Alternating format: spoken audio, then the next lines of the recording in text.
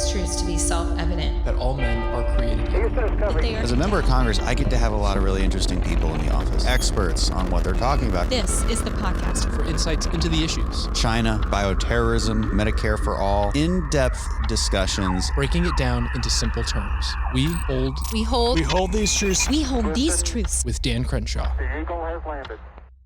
Welcome back, folks. Greatest podcast ever. Give it 5 stars. We're here today with Ilan Berman, Senior Vice President of the American Foreign Policy Council, leading voice on national security, foreign policy, especially countries like Iran. We'll talk a lot about that. You've recently written a lot about, information freedom, but information freedom related to space, and specifically how Starlink works within that conversation. And it's not lost upon anyone that your name is Elon.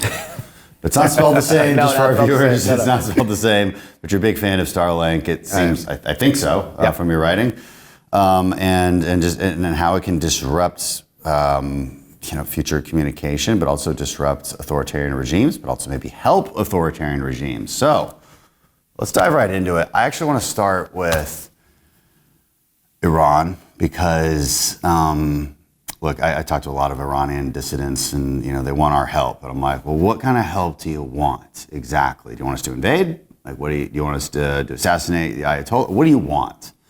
And they're like, no, we don't want any of that. We just need help organizing. We need help getting our people, whatever the percentages. I think you know better than I do, but like 75% want a secular government. Yeah, I think even higher. Yeah. And there's been plenty of protests. They've been in the streets, and then they get murdered and hunted down, and then the momentum goes away. And one thing they complain about often is they just have no way to organize. There's no way to communicate. The government can shut down the internet for them. So, talk about that for a second. Let's start there. Start there. Well, no. So I actually think that's a great entry into the conversation about Iran and the potential for change within Iran, because there's a lot of similarities in a lot of the foreign policy topics that we cover. So we'll get to China later, and we'll talk about China, but it isn't lost on anybody, including the Chinese, and certainly you here in Congress, that we're very good at talking about great power competition. We're not actually very good at doing great power competition. We've done it a long time. Right, exactly. And in very much the same context, we're very good at talking about political change in Iran. We're not very good at encouraging political change in Iran. We're actually very simplistic in how we think about the potential for change within Iran, how we look at the country, look at the Iranian street, right? The long game for the country of Iran, for its political trajectory, has been always the Iranian people. And the Iranian people are increasingly disaffected. Again, right, this clerical regime, radical clerical regime, is 45 years old. It has been remarkably resilient in the face of Western sanctions, in the face of economic underperformance, in the face of all these things. But all the empirical data suggests that they're approaching a political transition. You have 78, 80% of Iranians who are either completely disaffected or atomized from the regime. They now talk about the need for the end of the Islamic Republic. You have this massive walking away from the faith within Iran. The sort of the back of the envelope calculation is that the Islamic Republic has 2,500 mosques inside the country, and 75% of them are either closed completely or they've reduced their hours because there's not enough people attending mosques.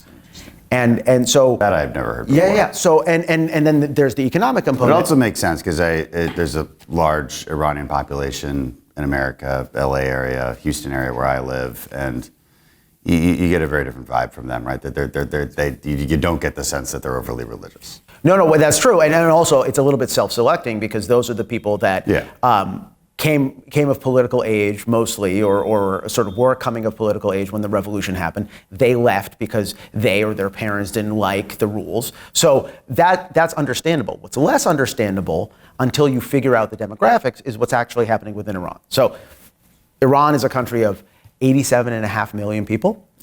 2/3 of the population was either not born when the revolution happened or were not politically aware. They were too young to be politically aware. What that means in practical terms is the connective tissue between the ideology of Ayatollah Khomeini, the idea that the Islamic Republic is a vanguard of expansionist Shiite Islam, doesn't really resonate with the Iranian people the way the regime wants the world to believe. In fact, the Iranian people who weren't alive, right, they care about more local things. All politics is local.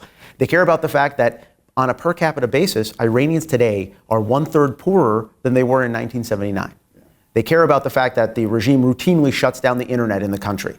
They care about all these different things. And so you have this really heady political cocktail that's coming together that suggests that Iran is, heading in the direction of a pretty significant political transformation. But we've been saying stuff like that about Cuba, Sure. about Iran, Venezuela for a very long time. And I mean, there's no way to predict exactly when that point is, but maybe one of your points is we haven't done a whole lot from a policy perspective to foment that.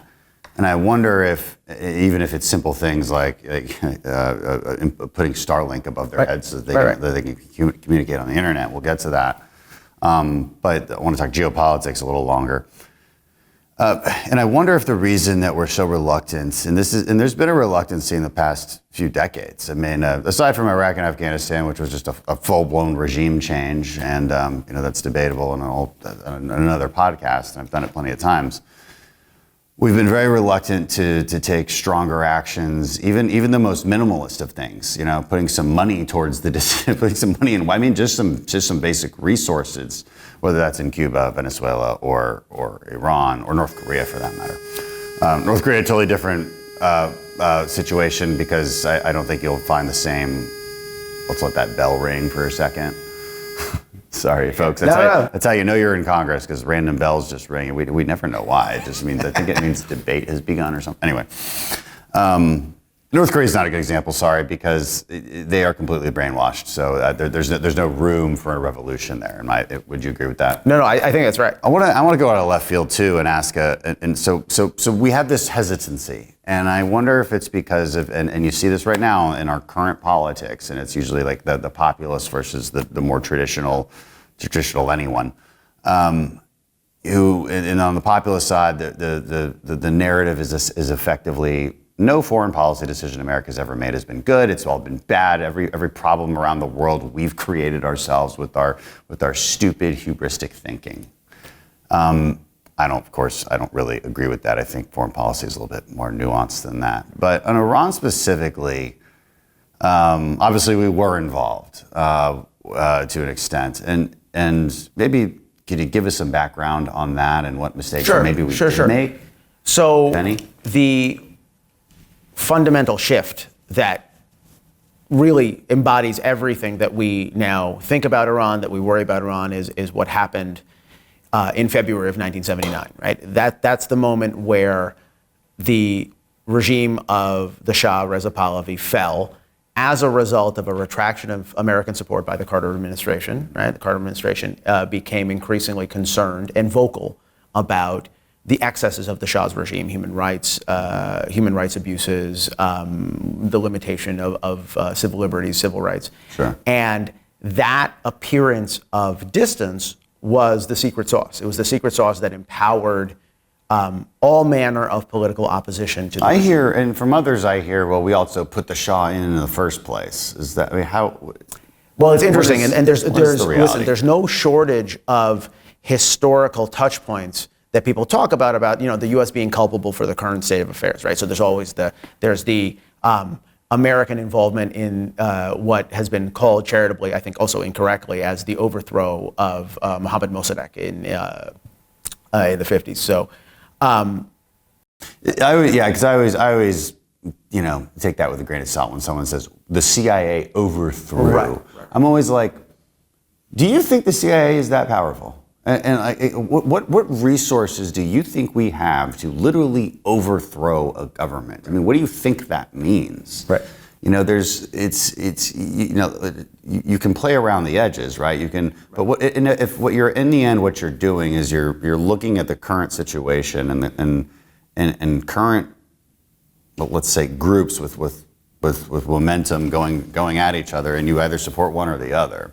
To say you overthrew something, I think, is always just this overly simplistic overstatement of what actually happened. No. I think that's right, and I think it is intended. First of all, it plays direct. Let's be clear, right? It plays directly into the regime's hands, right? Because it allows the regime to weave this narrative of foreign manipulation, that they have the just cause, despite all of the empirical data that says that they're repressing their own captive population. They are not a constructive actor in the region, but they get to hold out the boogeyman of the CIA, the boogeyman of the United States, and say, everything that we do from here on forward is justified because we have this historical boogeyman. It's a classic in Latin America as well. Absolutely. So the historical analysis then of that revolution is simply that we distance ourselves for those reasons, and you can argue whether that was a good idea or a bad idea. Again, you have to look at foreign policy decisions. I would unequivocally say it was a bad idea only because. Do we know that in hindsight, or was that obvious at the time? I think we certainly understand it in hindsight. Definitely in hindsight. Yeah, definitely. 1,000% sure in hindsight. But I always tell people, because I do civics lectures as well, a little bit on the side, kind of informally, I'm like, if you're going to assess a foreign policy decision, you have to assess it through two things. One, the lens through which they saw it at the time, the information that person had. And second, a counterfactual. You have to apply a counterfactual. And so hindsight's important. It helps us with lessons, but you've got to be honest about about how we're judging. No, I think that's right. And I would point out that folks in the intelligence community, folks in the CIA, this was long before we had an Office of Director of National Intelligence and sort of all the assorted agencies were united under an umbrella. The CIA was very much pride of place in terms of analysis, and the CIA got this spectacularly wrong, right? All the internal assessments, which you're privy to much more than I am, that we were caught flat-footed, right? We were caught flat-footed by the depth of opposition to the Shah and by the potential and actual domestic turmoil that we uncorked just by withdrawing that support, right? The Shah was weak, and the Shah made a fundamental decision in his last days. He had the ability, he had the power and the authority to roll out his military and his secret police and to repress the people and to kill his own citizens in the same way that for a time Hosni Mubarak did in Egypt, not too long ago. He chose not to do that. And he went quietly, and Khomeini came in triumphantly. And you saw this fundamental transformation, which has been affecting the region ever since. This move of Iran from a flawed but secular ally of the United States to this radical religious opponent, which is trying to remake and refashion the region in its own image and against the interests of the United States. And so Khomeini can come in with the revolutionaries and take American hostages in our embassy and claim the reason they're doing it is because they've been propping up this authoritarian Shah that has been harming its people for so long, so they're seen as heroes. And we're seen as the bad guys helping the bad guys in their own country, and the rest is history. Okay, I think that was a great. Just sorry, I just wanted to segue into some history. It's important. It's necessary. But that was 1979, and it's the year 2024, and like you said, most people have forgotten about those days. They just know the days they live in, and those days suck. Now, what's interesting is Iran has also had a pretty sucky few weeks. Let's say they've had a gun to Israel's head for a while, and a couple guns, one bigger than the other. But they had Hezbollah to the north, and they had Hamas to the south, and kind of whatever they can foment in the West Bank. Who am I missing? Maybe some Houthis here and there. Shiite militias in Iraq and Syria. They're mostly screwing with us more than anything. But yeah, they've got their henchmen everywhere. And they are being picked off like crazy, their skirt has been lifted in the sense that their ability to attack Israel with ballistic missiles has been shown to be weak at best. A lot of good reasons for that I can't get into. But more than that, it's pretty obvious that Israel can just target whatever it wants to in Iran, and now it has shown some restraint, didn't target everything. I wonder where that goes. But what do you think the Iranian regime is thinking at this point in time? So I think that's really the operative question. The way I would explain it is this. Just a few weeks ago, right, if you were sitting in Tehran just a few weeks ago, it looked like the world was going your way. You look back at the preceding year, and what you see is one of your very important, not your principal, but one of your very important proxies, Hamas, has carried out the single largest slaughter of Jews in one day since the Holocaust. It has shown its military capability. It has dented Israel's aura of invulnerability, military invulnerability. And the war that Israel has launched in response has managed to isolate it on the world stage. Yeah. You've also succeeded in short-circuiting, at least temporarily, the Abraham Accords, because let's remember there was this broad geostrategic trend that was marginalizing Iran in the region as Israel drew closer to all these Arab states. All of the opposite things were happening. Israel was building relationships. Right, exactly. They've sort of at least frozen those relationships. Exactly. I don't think they're dead forever. No, I agree. But that's what I'm saying, right? So that's the glass half full interpretation of Iran. And then, even before what we've seen Israel do against Iran in recent weeks, you have to look at the other side of the ledger. The other side of the ledger is, first of all, Israel has managed, right? It had a slow start. We can talk about why Israel was not succeeding at first in trading Hamas, but it has. Well, you got to learn urban warfare. You learn quickly. Yeah, right. No, Americans have had the same experience over the last 20 years. Correct. And by the way, let's be clear. Israel is most competent and most effective in short, sharp wars. Yeah. And not in urban combat.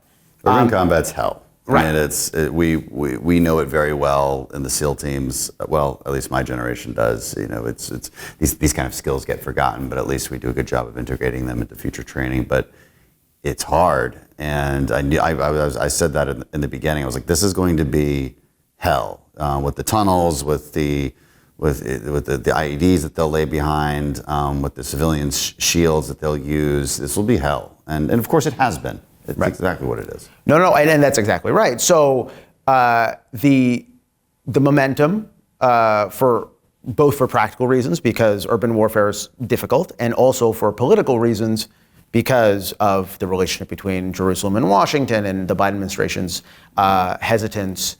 Right. You know, sort of halfway support. Exactly. But like also like not. Exactly. It's super confusing. But the Israelis have regained their mojo, right? So even before the Israelis regained their mojo, though, if you were in Tehran and you were looking at what was happening in the region, it probably registered on your radar that the United States is back in the region in the largest troop strength since the Second Gulf War, and it's not going anywhere, right? So all of a sudden, so that's not good. The Abraham Accords may have been short-circuited, but as you said, there is a groundswell of approval among the elites in these countries, and the elites are the ones that actually matter for resuming this cooperation. Right.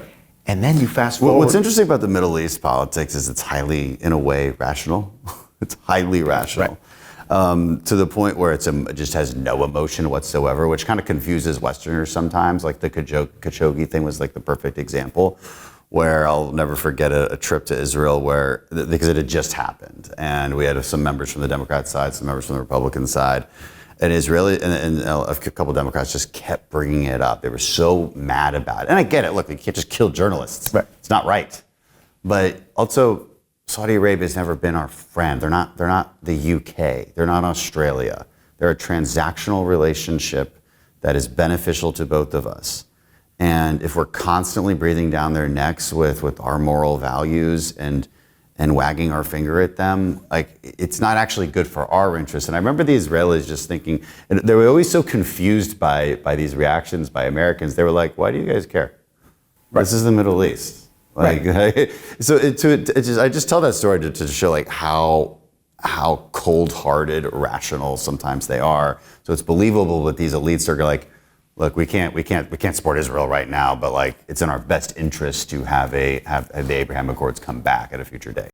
So no, and sort of another example which I think sort of illustrates that point is I've done a lot of work on the Iranian opposition. I just did a sort of big study from my institute for the American Foreign Policy Council on a national security blueprint for how Americans should think about the opposition. I spent some time in Israel doing sort of long-form interviews as part of that. I was really struck by what the Israeli former and current officials told me. When, we hear in the United States from opposition elements all the time, we hear a future Iran is going to be democratic. It's going to be democratic, it's going to be moderate, it's going to be aligned with the United States. When you talk to Israelis about it, they're like, future Iran doesn't have to be democratic. In fact, in this region, we're more comfortable dealing with authoritarian states. We want that vertical of control. We want to know exactly where the buck stops. It's frankly That's all of them, by the way. Right. I guess Lebanon, what would you consider Lebanon? Failed state. A failed state. Okay. Failed state. Sort of a democracy, but a failed one. Yeah, a failed one. that's the Democracy a long time ago. Yeah. The one place where you tried it didn't work, but I mean, that's a whole other conversation. No, but that's precisely it. All right, so then we look at what Israel's done over the last few weeks.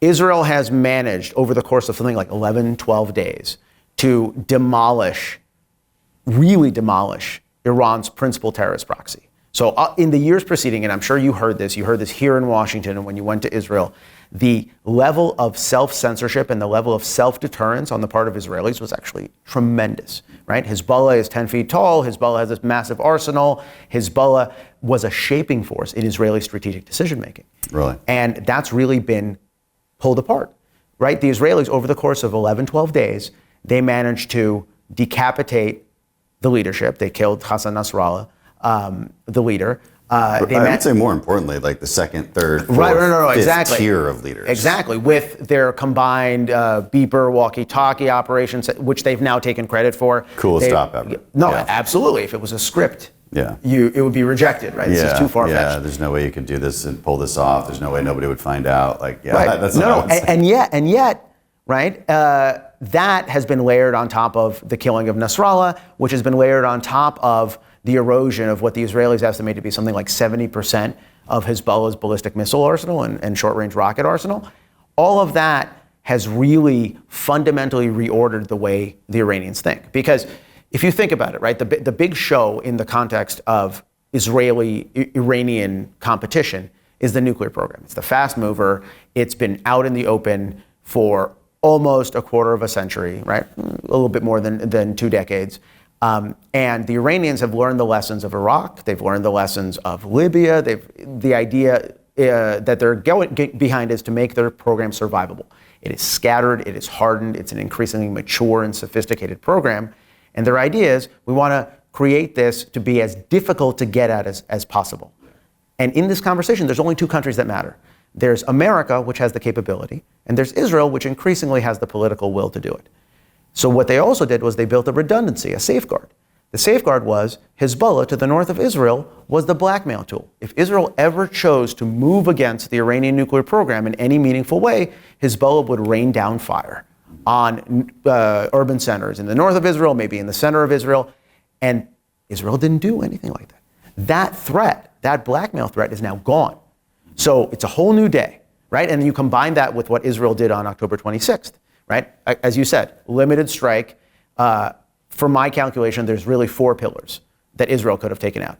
Israel could have taken out the nuclear program or attacked the nuclear program. They could have targeted the oil infrastructure. They could have targeted regime leadership targets, and they could have targeted military targets. And they only chose that last category. Right. And yet still, they managed to pop the lid off of the entire air defense architecture that the Iranians have that surrounds both their nuclear programs and their leadership sites, and at least temporarily interrupt production of ballistic missiles. Right? So what the Iranians have now is a timing problem, because up until now, their policy on the nuclear program has been incremental. The idea was, we're not going to break out, we're going to inch out. We're going to move out. It's a negotiation leveraging tool for them. It always has been. But also built around the idea that they have time. The time to make these incremental gains that are so small that the U.S. isn't going to respond, that the Europeans are not going to respond. That timing has changed fundamentally. Time is now no longer on their side. That's why more and more analysts, both here and in the United States and in Israel, are thinking that Iran is about to sprint for the bomb, right? And you're sort of in a position to to keep a close eye on this.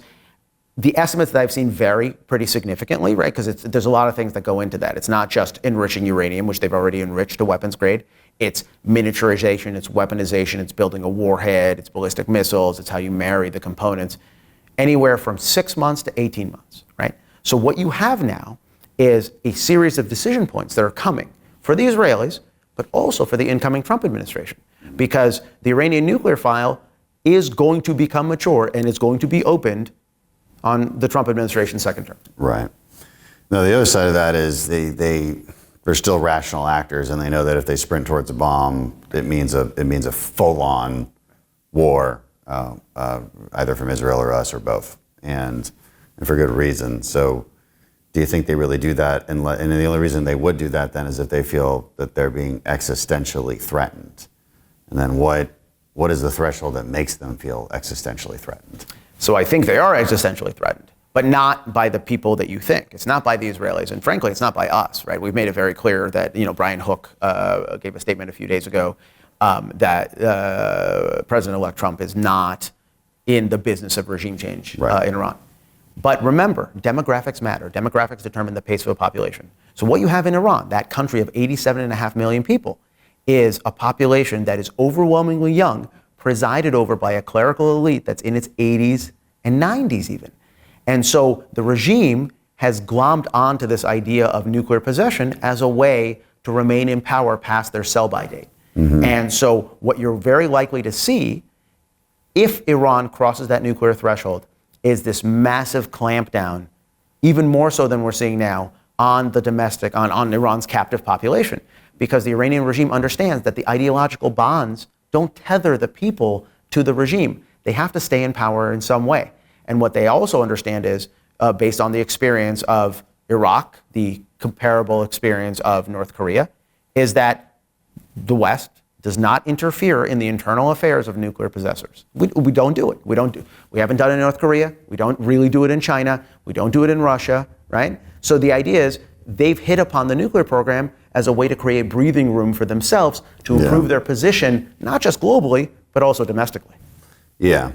And what you said they, sometimes we think of a new regime change as being a democracy. The Israelis have a different opinion on that. I mean, but what's the most realistic outcome if a bunch of young revolutionaries, stormed the palace and took out the Ayatollah? I mean, what would that even look like? What would the aftermath even? Well, so I don't actually think that a bunch of young revolutionaries storming the Ayatollah's residence is actually the most likely outcome, right? And I think you're totally right. We all think about a democratic Iran, a transition to democracy. It's very nice to think about. In historic terms, they're actually very rare, right? You can count on the fingers of one hand where this has happened.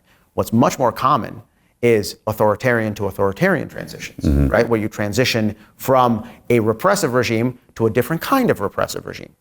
And so my sense is that's actually the most likely outcome with regard to Iran. And I would argue that there's probably three scenarios that you're looking at. The first is the post-Mao Zedong China scenario, right? That's where, Mao Zedong, after the Cultural Revolution, killed millions of his own countrymen. His successor, Deng Xiaoping, right? Mao dies. His successor, Deng Xiaoping, in the 1970s says, you know what? This is too much. This is too much. We are losing the affection and losing the cohesion of the population, and we're creating all sorts of international enemies. We don't have to lose our ideology, but we have to be more professional. We have to become more technocratic. And so from that came the model of success that up until just a few years ago, we had embraced with both hands, both arms. So there's that technocratic transition possibility, and you're already seeing telltale signs of that in Iran. Second scenario is a la Venezuela, right? What you see in Venezuela is regime collapse, but only partial regime collapse. The Venezuelan regime is terrible, but it's still solvent and it's still in charge. What it's lost control of it are things like its borders and increasingly reliant on Russia and China, right? Again, there's echoes of that in Iran too. But the most likely scenario, I think, is the post-Soviet Russia scenario, where you have a deep state, a true deep state in Russia, right? In the form of the intelligence apparatus, the KGB, that made a decision, right? There was a brief moment where there were people inside Russia, inside the Russian system under Boris Yeltsin, that really wanted to pull the KGB apart. Yeah. And the deep state reasserted itself and came together, and they won. Politically, they won, and they won because they put one of their own as president in the last days of 1999, right? That's Vladimir Putin. The same scenario, the same ingredients for that scenario exist in Iran today. The IRGC, the Islamic Revolutionary Guard Corps. By the way, they're called that because they're not there to guard Iran. They're there to guard the Islamic Revolution, which is a huge distinction. It's a distinction with a difference. It says it in their name. Right, exactly. And they control. Now, one of the differences that would be, because this is an interesting comparison, the deep state of the KGB, the IRGC, I totally see it. But it wouldn't, but the Russians also had these rich oligarchs. Is that, and I think they were a big part of it. Am I wrong? No, they were a big part of it. Continue to be, or at least are now. But is there anything similar in Iran? They were a big part of it, and so what you've seen in Russia, right? Again, right? This is a little far afield, but what you've seen in Russia has been the institutionalization of what is effectively a criminal enterprise, because you have these oligarchs who had first mover advantage to come in and during privatization to sweep up, buy up all these industries. A lot of these oligarchs are either directly connected or tangentially connected to that intelligence apparatus. It's all the same. It's all the same thing. So in Iran, you have the IRGC, which controls a third or more of the national economy. They are the fast mover in any conversation. They also control, by the way, right, not coincidentally, they control the strategic programs. They control the ballistic missile program and they control the nuclear program. They are not going away. So none of this is great news for U.S. interests, because I mean, it kind of just sounds like the same people with a different name. Now, look, there's always a paradigm shift when there's leadership change, and there's opportunities for more level-headed people to say, maybe we do need some just some more, I guess, professional relationships with other countries that don't involve just what seems like irrational belligerence. So I guess we could hope for that. But I've never heard that theory, but it actually does make a lot of sense. It makes a lot of sense, right? The historical, right? History doesn't repeat itself, but it often rhymes. Yeah. Right. So you can sort of see the historical analogies here. But going back to what we were talking about at the beginning, which is the potential for real grassroots change in Iran, that exists, right? Yeah. What you've seen over the last couple of years, this woman life freedom movement, right? It was caused by the death in the custody of the morality police of a 22-year-old Kurdish Iranian activist named Mahsa Amini. And she was imprisoned, brutalized, tortured because she was wearing the Islamic headscarf improperly. Mm-hmm. The people came out in the hundreds of thousands in the streets of Tehran and other urban centers in Iran to protest that. But a really fundamental and fascinating thing has happened, right? Because we're more than 2 years on from that. Over the span of those 2 years, the protests have sort of petered out, or they've at least changed form. But by the end of it, by the end of this current, you were seeing people say, not we need different rules, but we need a different regime, right? Down with the Islamic Republic. That is a fundamental They probably rupture. want some different rules. No, they want all different rules. What I'm saying is, in contrast to 2009, when they had the Green Movement, right? That was an inside play. That was people who were trying to reform the regime from within. Give us different rules. Not even different leadership, just different rules. Yeah. The people now on the streets are saying, we need different rules and a different regime. And so the operative question for us, I think, as the United States, right? First of all, we have to, as you said, this is a complicated thing. I would posit we're actually not very good at this. We're not very good at assisting fundamental political change in foreign countries. So it pays to be humble about. We're not even good at doing it here. I mean, it's like we do elections here. It's hard. Right. It's hard to change people's minds and get them to vote a certain way, and we don't even know our own outcomes. How are we supposed to figure out other people's outcomes? No, exactly right. And so we have to be a little bit humble about what we can achieve. But the U.S. does have a role to play, right? First of all, we have the role of a convener, right? There's all these opposition groups that you've talked to, that I've talked to, that oscillate around Washington, D.C., convening them and forcing them, right? And by the way, forcing is the right word because they don't really get along with each other. But forcing them into a coalition. Different ideas of who wouldn't and what, like how this would look. Right, and they would, and frankly, they would brutalize each other over very similar ideas because this is a competitive enterprise. Our job, as I would argue, the adult in the room, is to say, hey, listen, you guys have to get together. If you want to make a go of this, you have to get together, right? We have an organizing function. And the other function, big function, is information, right? It's the ability, so what you saw in 2009, really interestingly, you saw millions of Iranians come out in the street in the Green Movement. But the way they were coming out on the street en masse was because they were organizing, and they were organizing on the internet. And the regime figured this out. The regime went online and throttled the Green Movement on the internet, and then the regime stayed online. So now you have a regime that's actually very heavily leveraged on the internet. Mm-hmm. They're using Chinese technology, and they're closing down the internet, including nationwide slowdowns, nationwide shutdowns, every time there's an uptick of protest, because they understand that this is the lifeblood. right? That's where Starlink comes in. And this is why, frankly, I'm so bullish on Starlink. Starlink has all sorts of things to commend it from a capitalist perspective, right? Connectivity, commercial access, fine. Where it can really make a difference in geopolitical terms is to be able to provide trusted communications to populations that are denied them, populations like the Iranian regime. And we're already beginning to see it make a difference in places like Ukraine. You're seeing it make a difference in terms of humanitarian access to the Gaza Strip. It could also make a difference in the context of Iran. But this is a window, frankly, that's closing because Starlink is not the only game in town. It's our only game in town. You also have international competitors like this conglomerate of 3 national champion Chinese firms that the Chinese are putting together that are building a counterpart to Starlink. And if that data is provided, and here we're not talking about Iran, here we're talking about the developing world, countries like Africa, countries in Africa that are sort of rapidly expanding their connectivity. If they get Chinese content from those Chinese providers, they don't need Starlink. They don't need our content.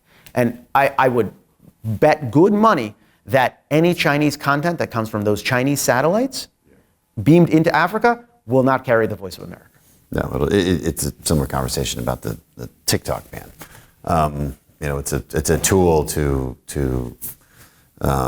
coerce and manipulate people. But how far along are they really in getting there? And just because, if we made a national foreign policy decision to I guess float Starlink satellites above Iran and allow them usage of it, I'm not exactly sure how the mechanics of that would work. You have to have nodes down on the ground. I guess I don't know. There's a variety of steps you'd have to get to, but what's to stop us from ever doing that just because China would have theirs up above? So 2 things, right? So as I said, there's a window of opportunity and it's closing. And I'll give you a very simple answer. And this is, by the way, to get the answer to this question is a little bit more complicated these days because some people don't have cable providers at all, right? Some people just get Netflix or Hulu or whatever it is. But back in the day, right, in the olden days, you would have a cable provider that would provide cable to your house. Yeah. How many of them would you have? How many cable providers? How many are there, like in the U.S.? No. How many would you have in your house?